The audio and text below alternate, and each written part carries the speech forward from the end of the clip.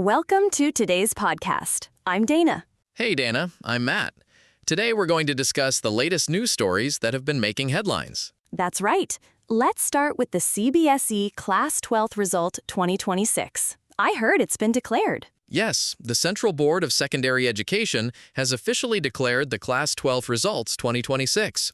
Students can now check their scorecards on various platforms. That's great news for the students who are waiting anxiously. How can they check their results? Students can check and download their scorecards through the official websites, CBSE Results Portal, and CBSE official website, as well as via DigiLocker and Yomong. I remember when I was in school, waiting for results was always nerve-wracking. Did the CBSE provide any specific details about the results this year? Over 18 lakh students appeared for the board exam this year. The results are available on multiple websites, including cbseresults.nic.in, results.cbse.in, and cbse.gov.in. That's a lot of students. I hope the websites didn't crash due to the high traffic. Actually, there were some complaints about repeated coming soon notifications on DigiLocker and Yomong, which caused some anxiety among students. I can imagine how frustrating that must have been.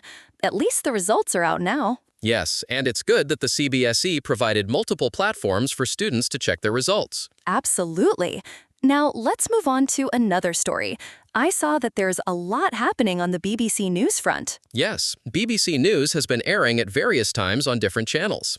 For instance, it aired on BBC News at 9:30 a.m. on Wednesday, 13 May. What were they covering in this particular broadcast? The latest national and international stories were being covered. It seems they had a good roundup of current events. That sounds informative. Are there any other notable broadcasts from BBC News around the same time? Yes, BBC News Now aired on BBC News HD at 2 p.m. on Wednesday, 13 May, presented by Lucy Hawkins.